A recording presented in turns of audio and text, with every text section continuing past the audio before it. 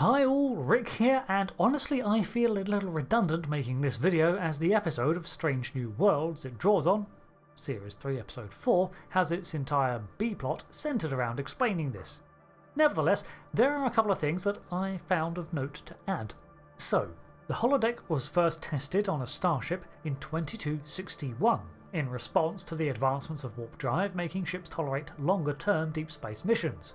It was decided that such a mission might benefit from an immersive form of escapism, and sure, that's a great justification. The holodeck, or recreation room, was installed on the Enterprise and tied into its power grid and computer core to utilise the starship's resources. There already existed basic holographic training systems on newer vessels, but these lacked a lot of immersive details, such as how things felt or smelled. They were little more than target practice, with some hand-to-hand functionality thrown in, and were limited in how long and complicated the programs could be.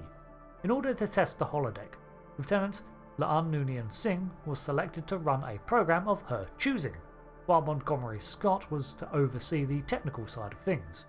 Laan selected the novels of Amelia Moon as the basis for her program and gave the prompt of the system to generate a new narrative that would test Laan's ability to solve.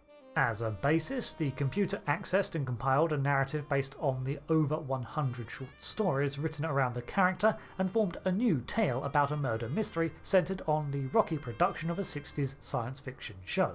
The first limitation was observed, however, when the technology was unable to generate detailed people, but for testing purposes, the likeness and voices of existing crew could be used as stand-ins for the characters of the novel. Fair enough, a minor inconvenience, but so far something that can be ignored when testing this new system. Short of creating non-player characters by hand, this is an acceptable workaround, if undoubtedly a little strange. Also something that really should have been addressed via privacy rights, but never is. As the simulation runs, however, problems begin to manifest, with the rec room drawing too much power from the Enterprise. Constantly rerouting and balancing power ship-wide helped avoid it interfering with ship functions, but the problem was exponential, meaning the longer it ran, the more energy it required, as bloat increased. Most of this resource demand was tied to the processing power that the holodeck demanded. Watch my video on the hidden tech of the holodeck for an in-depth breakdown, but in essence, it takes a lot of computing power to run these simulations. With the holodeck drawing from the main computer and ship's power grid, the tax on the Enterprise eventually proved too great and began to cause other systems to fail.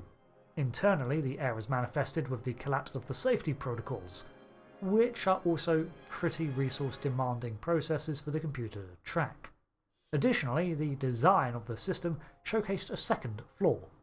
It was designed to ignore anything anachronistic to the setting, which aided in immersion within the holodeck, but coupled with the malfunctions, it meant that even entering the deck or communicating into it was being shut out.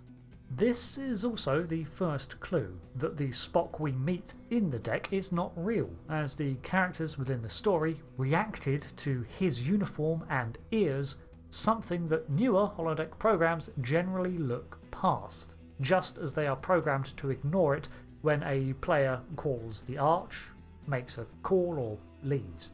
Characters in the programs only acknowledge the program or active participation in the program. Finally, there's the error in the system that is more of an issue with literalness? Uncreativity? Basically, Lan realises that she asked for a crime that would be difficult for her to solve, and as a result it manifested a culprit that she would not suspect. Spock. Is this cheating? Well, kind of yes and no, as Spock is not a part of the Amelia Moon books, or even would have been, but Laan did essentially add herself as a generative parameter to the program, so it added from her experiences as well. As for a sensible motive for the murders, there was not one, other than the program was simply creating a difficult suspect. The motive was the holodeck itself trying to stump Laan, not an in-story murder mystery. This, however, seems to be a problem that would never really be truly resolved. as a similar user error would lead to the creation of Moriarty when data was used as a parameter by Geordi in 2365. So the computer core is basically not optimised to run a Holo program. It interprets things incorrectly at the least and is overwhelmed at the same time. Anyway, with the holodeck tied into the systems of a starship, it also meant that force quitting the program was not advised, and forcing entry into the holodeck could be dangerous, as the sudden termination of such a complicated process might hard crash the computer core. When the program eventually ran its course and the case closed, the system deactivated and the issues were resolved. But the core problems with the holodeck technology were clear. It was far too demanding for the duotronic computer systems of current 23rd century starships to handle, or at least, if it was running, then nothing else intensive could be. It looks like the rec room remained on the Enterprise after Pike's time, but the tech itself was recommended to be benched.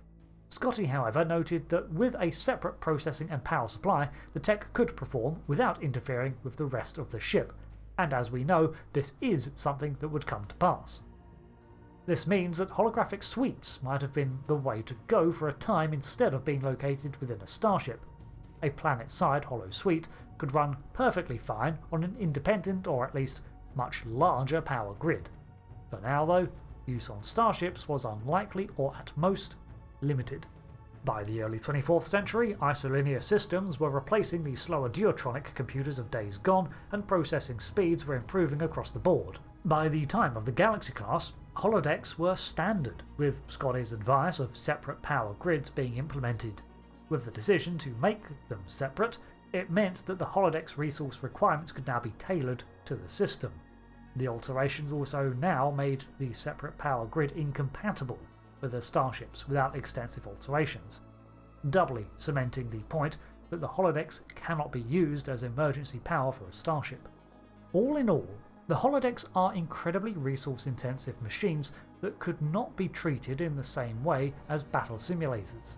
It was for a similar reason that the holographic communications were also discontinued, as it seems that the Constitution class in particular, one of the most advanced ships in Starfleet, also suffered from a cascading failure that originated in its holo communications systems, leading to that being scrapped too. I've seen people complaining that the holodeck was implemented too early, but for an early test bed of the technology I don't really see an issue, and it answers why the Enterprise had a rec room in the animated series, yet we never hear from them again.